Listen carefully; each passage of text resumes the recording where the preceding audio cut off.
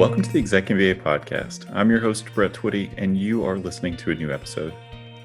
On this episode of the podcast, I'm excited to share my recent conversation with Emily McMahan.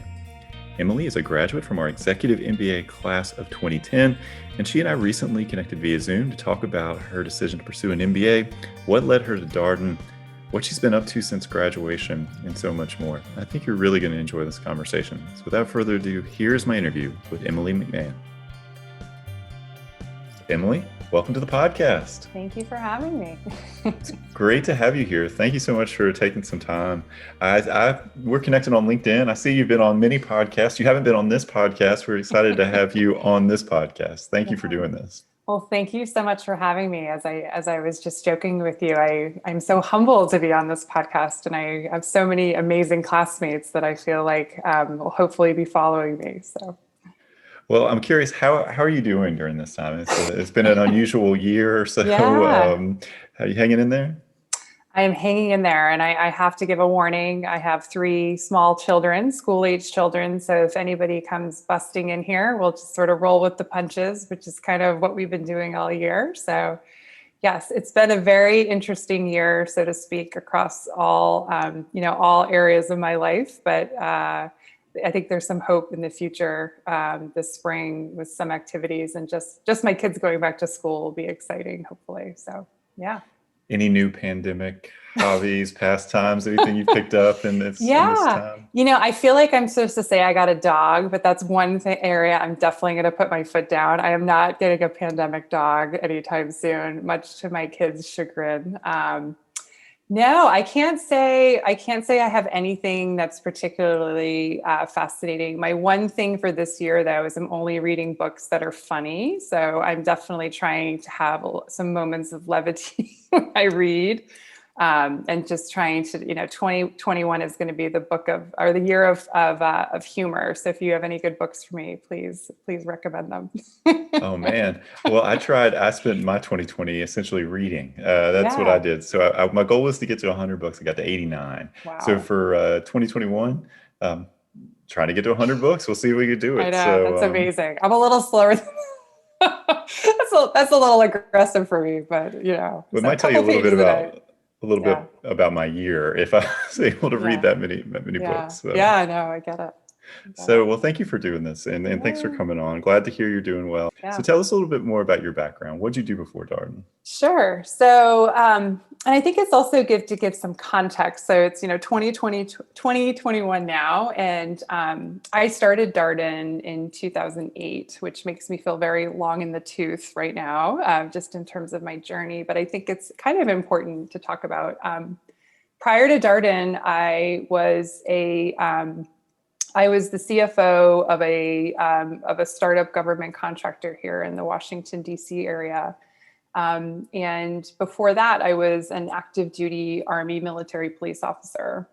And I share that just because I think that that's really important to kind of how I ended up at Darden and my journey. And I also share that because at the time when I started Darden, I felt like I had been out of active duty for years and years, but it really had only been about 2 years. And so looking back, I was definitely much more in transition than I probably recognized at the time.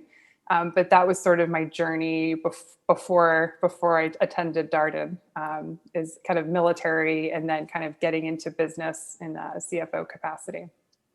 And for our Executive MBA program historians out there, the program started in 2006. So you were one of the first classes. Yeah, we were definitely one of the first classes. So I know, I kind of chuckle thinking back. We were new. So yeah, very exciting. So how did you decide an MBA was right for you?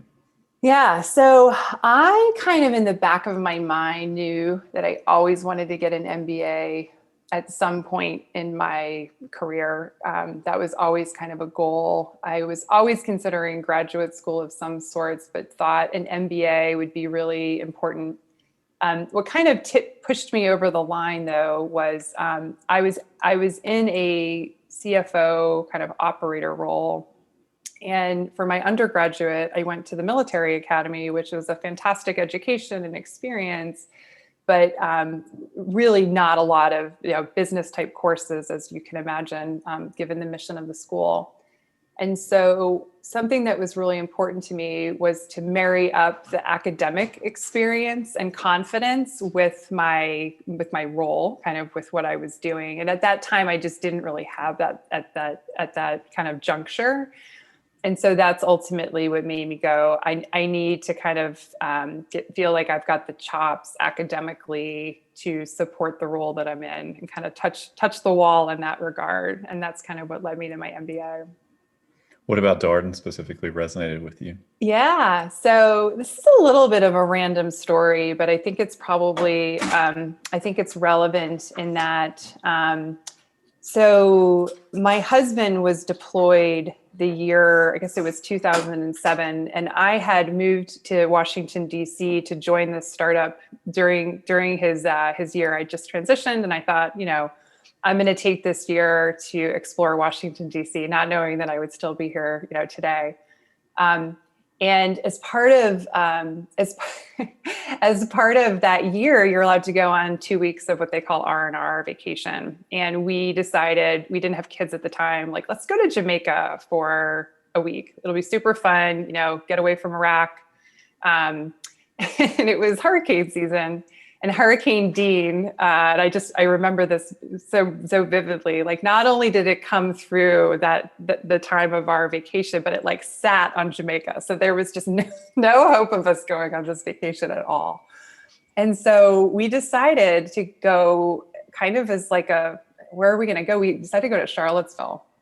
And once we got there, I'm kind of like, okay, we saw Monticello, we kind of did the basic stuff. And then I said, I'd love to just go explore UVA and Darden, if you don't mind. And so I kind of jumped in on a tour and did this almost like tourist, coming in and trying to just get some information. And I really fell in love with the school. And I thought, this is actually where I really want to go. And I confessed then that, like, this is kind of what I want to do. And I want to make this happen.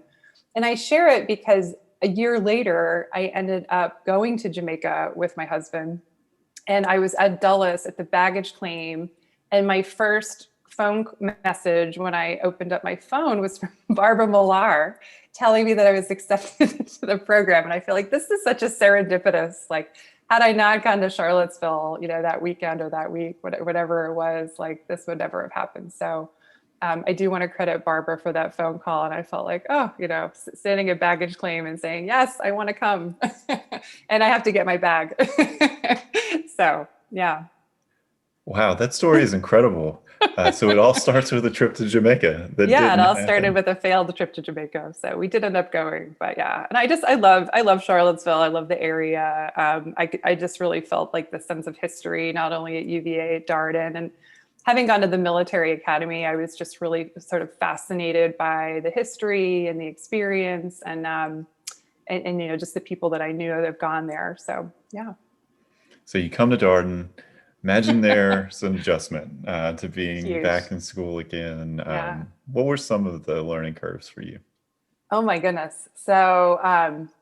So one of the biggest learning curves for me was to remember that I wasn't an observer. So Darden is very adamant about participation, and it's very much kind of part of the program. It's just like the duty almost to contribute and to observe or to be a participating member. It's really like the basis of the program. I am probably a little more introverted, and I just, in a classroom at the time, it was, I think, about 60 people. I just found myself feeling like I was observing and watching and just in awe of all of my classmates. And so I almost had to pinch myself and remind myself that, like, I wasn't like listening to a podcast, for instance. I was actually like a contributing member of this group. And I had to almost like really force myself to remind myself to participate, because I loved listening to everybody. And so that was a big learning curve for me, just to kind of get back into the classroom setting and kind of force myself to be a little bit more vocal in class and not be so in awe of all of my classmates. But I think that was a huge learning curve. But I also think it was one of the best parts of the program for me. Having transitioned from active duty, I just was in awe of what people did for jobs and careers. And so I felt like I was just constantly listening and asking questions and just really curious. Having just transitioned from active duty myself, I was just really like, this is just so amazing to have doctors and professionals and CFOs. And I mean, it was exactly what I needed, just to be sort of embedded into this audience. So that was a big learning curve for me. I think just going back to school as well was a big learning curve, and just adjusting that into sort of my daily life, and just for, turning on that side of my brain again, frankly, is a little bit of adjustment. So, yeah. Well, to a person, when people come on the podcast, current students and alumni invariably talk about their classmates. Yes. And I think part of that is they're such interesting people, but part of that is how you learn at Darden, right? You're constantly hearing from other people in the room. Yes. Did you get comfortable with that class participation part? I mean, did you get to a place where you felt like you didn't have to pinch yourself anymore? Yeah. And I think, so I definitely got used to the size of the group. And again, that was more just for obviously we had a lot of smaller breakout sessions and a lot of group discussions as well. I mean, the learning groups is a way, you're in a very intimate group of, 5-6 people as well. So that's important. But yeah, I definitely became comfortable. I think it was just kind of getting back into school shape was a little bit of an adjustment for me, and just, just getting back into that. But I think the piece that I really loved too, and this is going to sound maybe a little nerdy, but it was such a great experience, or such a great realization that I'm here for myself, not it's truly education in the best sense, because you're there because you want to be there. It's almost it's the best place to be, where you're really in a curious, excited, I'm just so excited that I had that opportunity. Don't get me wrong, grades are important, everything's important, but it's really how are you applying this in your life? And I think that that's a huge benefit of the Executive MBA program, is that you're working and doing all this stuff. And that's really, really key. Appreciate that point. I mean, this is an intentional decision, right? Yeah. People think about this for a while, and I don't think people just stumble into an executive MBA program. You really do think about it, and it's an intentional decision for our students. Yeah. I think if your arm is twisted to go, you won't last, just because it's too much work over, it's not forever, but it's a sustained enough amount of effort at a pace and intensity that you just have to be in it for the right reasons, I believe. Or it's just, it's going to be not a good experience. Yeah. So, of course, students explore while they're at Darden. You mentioned all of the conversations, your curiosity about your classmates. Yeah. Did your time at Darden shape what you wanted to do post MBA? It did. Well, it admittedly completely shaped my career post Darden, but not intentionally, I would say. So one of the biggest changes that happened to me after I graduated from Darden in 2010 is I ended up continuing in my CFO role, but then I transitioned from that in 2013 and connected with one of my Darden classmates, Stephanie Landrum, who is the president CEO of the Alexandria Economic Development Partnership, and just such a wonderful person. And she expressed an interest in a problem that the city of Alexandria was trying to solve, which is around veteran transition, veteran entrepreneurship. How can the city of Alexandria reap the benefits of the veteran business community, so to speak? I also have to set the stage. This was 2013, 2014. Sequestration was really big with the drawdown. And so that relationship ultimately kind of catapulted me in a different direction in terms of starting a veteran incubator in Washington, D.C. And it's really as a direct result of Stephanie. I have to also say, while I'm on the topic, it's just so fascinating to be in school and then actually work with one of your classmates. And Stephanie is such a gem, because not only was so impressed and admired her so much in class, obviously, and we're great friends to this day, but to see her in action was just phenomenal every day. I mean, she really is just such an amazing, business person and leader. And so just to also have that opportunity to connect with a classmate in that level of friendship and business was amazing. So, yeah. That's a great point, because I imagine when you're in class together, you're like seeing a piece of who they are. Maybe you socialize after class too, but you don't go Exactly. to work with them every day. Exactly. It's almost like you don't go home with these people. Like I was, connected with Stephanie. And so I think that trust and that foundation and shared experience really kind of gave us the foundation to explore this entity. And yeah, and again, I also feel like it's a testament to her because sometimes you can go through those experiences and come out on the other side and the relationship gets tested in a way that's not, it doesn't always end up great because of your friends. But I can say working with Stephanie, like, just, I still have so much respect in watching her flourish and her time and her role there, so a little plug to bring Stephanie on the podcast next. So, We're always yeah. taking suggestions. Some of our best ideas have come from past guests. So Yeah, I'm yeah, going to write that down. So yeah, tell us a little bit more about, so you're working on this incubator for, yeah, startup incubator for veterans. yeah. What's the name of it? Sort of how did it go as you're doing that work? Yeah, so the name, everything sort of evolved in that experience, but I can say that I directly pulled from my Darden experience into that. A number of the speakers that I brought in, we initially started off, Greg Fairchild ran, he did some coursework for us. Paul Simcoe did as well, and came up from Charlottesville to support our entrepreneurs with sort of like the case studies and the method to kind of give them, again, that academic piece, and some of these folks had MBAs as well. So it was great to be able to pull in the expertise of Darden. Tim Ogilvy, I don't know if that name sounds familiar, design thinking, I brought him in. Chick Thompson, I don't know, over at the Batten Institute, we had him come in as a guest speaker. So I have to admit, I brought in a lot of my Darden resources and connections to build up the infrastructure of not only like the actual content we were teaching, but also just the guest speakers and and just the whole infrastructure had a big Darden stamp on it. So thank you. Yeah, Yeah. what did you enjoy about that work? I mean, I've talked to a fair number of veterans here on the podcast, and also in just the work that I do as a admissions officer. We have a fair number of veterans looking at the program, active duty service members as well, Yeah.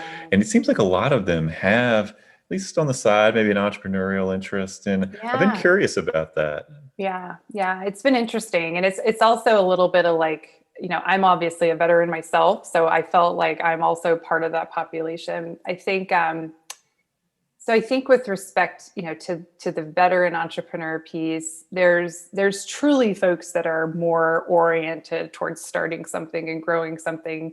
I don't think that is a huge population of veterans. I actually think that there's a lot of folks who really love the sense of mission, purpose, drive, working in a small team, kind of being resourceful, because the military is a pretty large bureaucracy. And so there's sort of this scrappiness and just, having a little bit of that autonomy. So I feel like there's a lot of elements of entrepreneurship that veterans gravitate to because it's kind of been their experience. But yeah, so I definitely feel like it resonates with a lot of veterans in terms of that.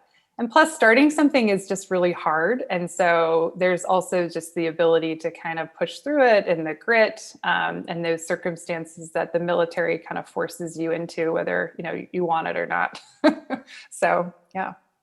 So what did you do next in your career after that? Yeah. So I recently transitioned from that role with that organization. We were excited to merge it with a national organization. And so taking that experience that I had running Capital Post for about 7 years, and this is very true to my form, opportunities present themselves and you just sort of get involved with them and they blossom. And so by day right now, I'm working at an organization called the Common Mission Project, which is a 501c3 internationally. And we have organizations in Australia and the UK. And we are really inspiring and teaching mission-driven entrepreneurs to solve big, critical problems. We're kind of the nexus of government, the private sector, and academia. And our signature program is called Hacking for Defense, where we source and curate big problems from the Department of Defense and intelligence communities and have those solved by students at universities. And we're about 44 universities now. The program originated out of Stanford University. Steve Blank, Pete Newell, and Joe Felter were the original authors of this course. And so that's very much in line with kind of my background and what I enjoy doing. And then I also co-founded the Academy Investor Network, which is an investment syndicate designed to invest in veteran-owned companies, kind of industry agnostic, as well as non-veteran, so civilian-led companies that are in the government technology and GovTech space, essentially. And so that is around bringing together the community of service academy graduates from the 5 publicly funded service academies to get more involved in venture capital, to understand, get educated, but also have a seat at that table. And so that's been really exciting as well. Yeah. Do you feel like your time working with, you spent 7 years working with startups, and it sounds like you have a lot of experience. Do you feel like that's helpful to you in your venture capital work? Oh, absolutely. Yeah. I mean, for me, it's really exciting to work not only with founders, but also this community. So trying to bring together this community of Service Academy graduates to get excited about deals, to learn about the process of investing. And ultimately, what really gets me excited about it is, funding the next generation of founders and knowing, the capital is so important to their ventures, but it's also when you're starting something, having access to a network, having access to help, you're not going to see probably, any sort of, exit activity for 5-10 years, right? And so what do you do in the meantime? You bring those resources to those companies. And I feel like, especially in the Service Academy community, there's very much a feeling of service and kind of giving back. And so it's a way to contribute to those entrepreneurs and help them grow and scale. So, yeah. I know it's been a little while since you were at Darden. It Yeah. sounds like you tapped a lot of the resources and, Yes. with your previous incubator and relationships that you had. Do you feel like you still pull on the educational experience that you have, the experiences that you had there in the program? I do. Absolutely. I think the one thing that I'm constantly, I went in very hard-nosed on the academic piece, and people told me this, but I guess I just didn't really appreciate it. And coming out, I feel like it's really the network, and I consider the network a resource as well. One other Darden alum that I will call out is Wes Blackwell, who is also an executive MBA graduate. I credit him. He and his partner Brad Harrison were sort of the original visionaries behind the Academy Investor Network. And that was a Darden connection as well as a Service Academy connection. But that was something that I have heavily leaned on as well as Wes's guidance and expertise and support too. So, yeah. Yeah, relationships do matter a lot. Darden is a relationship place. And one of the things that's been cool, as I mentioned, we've had this growing interest in entrepreneurship. We have a lot of really interesting electives. We have tremendous resources through the Batten Institute, just the faculty that teach. But also, we'd be remiss if we didn't mention the alums who are plugged into this world and all the relationships. MJ Toms, if she was here with us, who is with the Batten Institute, and she would remind us of that. That is also about relationships and just being able to pick up the phone and call somebody and pick their brain about something. Well, and I'll also do a plug too for spouses of alums. That's one thing that I think we often talk about, just the graduates, but I have had really great friendships and relationships from spouses of my classmates and friends of my classmates. So I think you also have to realize it's not just the immediate alumni, it's all the folks that they put you in touch with that can really be these life-changing relationships. And I can point back and kind of thread that all the way back to Darden. So, yeah. All right. So a prospective student calls you and says, Emily, I hear you went to Darden. I'm thinking about the program. What's your pitch? What do you encourage them to think about? Yeah. I mean, I think what I would encourage them to think about, well, just in terms of getting an MBA, I would say, like, what is this going to do for you? And really having that perspective. Um, I would say one of the things that I went in anticipating at Darden was I was expecting more of like the accounting and the finance and the M&A and sort of just really focusing on that. And I think what I would pitch to this student is you're actually going to be getting a much broader perspective. Dare I say enterprise perspective, which was the big word that we were, week one inundated with, but really you're going to get a much broader perspective with respect. And so almost like hold on to your hat, because you will, just make sure that you're putting attention on all the aspects of the education. And one thing I would plug, so having gone to West Point and coming up through the military, I had exposure to a lot of leadership and management classes. And so admittedly, I was sort of like, okay, I've got that, right? I can do that. But that piece was just fantastic and something that was such an eye opener for me. So I would say really kind of go in knowing what you really need, but just be open to all the other courses and possibilities, because you will kind of there's a lot of gems. So yeah. Well, I mean, make a great point. We still talk about the enterprise perspective. In fact, the first week of the Yeah. program, Yeah. LR1, typically titled Leading with an Enterprise Perspective, Exactly. because it is Exactly. I didn't know if that foundational. was still right. The enterprise perspective. I remember writing my paper about, how am I going to lead with an enterprise perspective? Yeah, absolutely.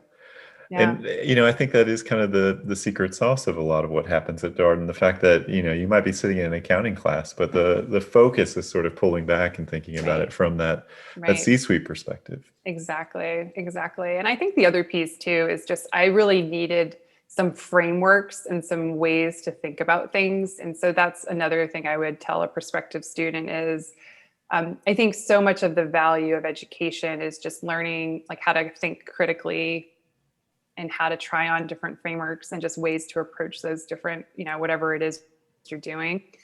And that's something you're definitely going to do, especially with, the case method and whatnot. So, yeah.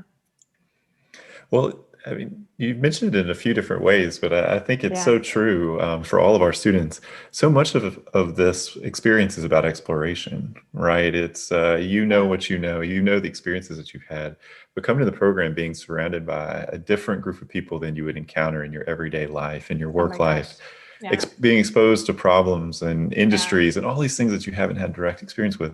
You're Yeah. just exploring, really. Yeah. And I'd also say, I think as I've gotten older and more maybe settled, I think I also appreciate that those types of opportunities to be in an experience like that are kind of few and far between. Like you really have to seek those out more. I think as you're growing up and one analogy I often think about is like when you're a kid, or now that my own kids are at this age, you go to camps and you're spending, say, 10 hours a day in a sports camp, just practicing and trying different techniques, and you're doing great and everything's wonderful. And in the evening, you're having fun and connecting with your campmates. I mean, this is a kind of a different analogy, but then the big challenge is how do you apply that back when you go back to your high school sports team or your college sports, whatever that is. That's the piece that I feel like is so valuable with an executive MBA, because you can do that almost in real time. There doesn't have to be that separation. Like you can go to your desk on Monday morning at 8 o'clock and take the same things, or at least try.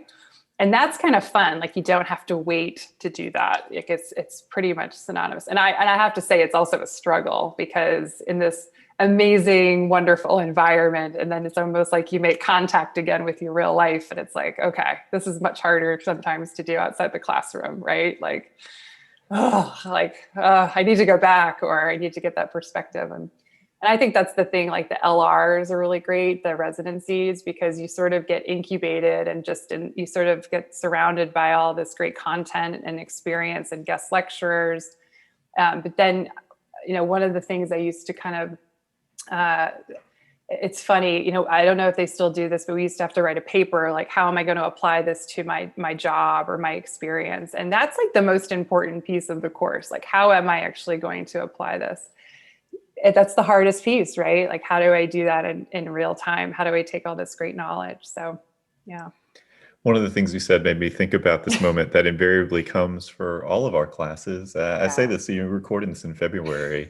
We'll have another class, the class of 2021, graduate in May. Yeah. And invariably, when they get to LR2, which is, of course, which is these days the last academic activity, Yeah.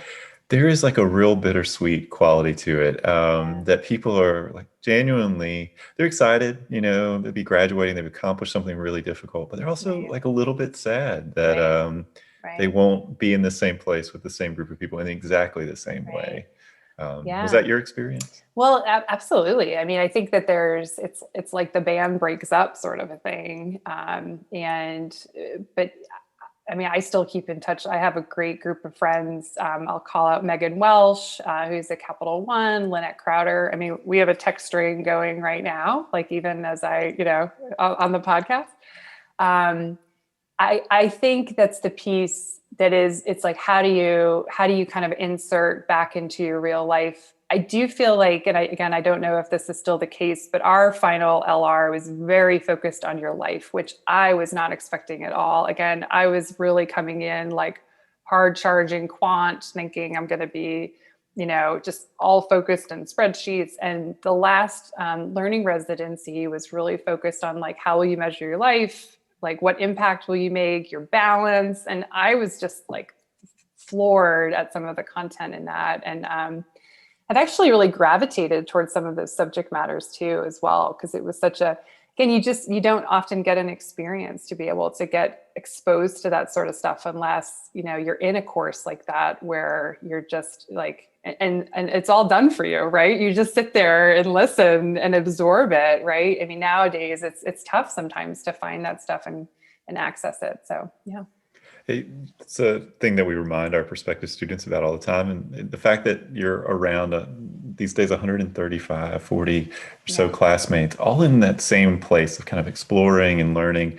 And I came from a law school background to Darden. So as you might imagine, with a lawyer coming to MBA program, I thought everything was going to be super technical too. And so to encounter students who are like doing all this self-discovery and like finally have space to think about their leadership style and talking about how self-aware they've become in the program or through the program, I'm like, wow, okay, this is surprising, but I think it's what Darden's all about. I mean, that's really the focus of it all. I was not expecting that as well. But I think it was such a nice, again, it's just I think these reflection points in your life are so necessary. And I question, like, if you don't have it, then when will you have it? What incident or event will sort of force you to have that? So take advantage of it while, you're in that moment to explore some of those things and have those conversations with people. So absolutely. Well, Emily, it's such a pleasure having you on the podcast, and thank you for the recommendations. We will be reaching out to some of your classmates for sure. That's one of so many people to invite on the podcast. So little time. That is one of our biggest challenges. I've got a good Rolodex of future people. So hopefully, I look forward to hearing their journeys and their podcasts in the future. So And that was my interview with Emily McMahan, member of our Executive MBA class of 2010. As always, if you have any comments, suggestions, requests, anything you'd like for us to cover here on the podcast, we're all ears. It can be reached at exec, that's EXEC, MBA at darden.virginia.edu. Until next time, stay safe, be well, and thanks for listening.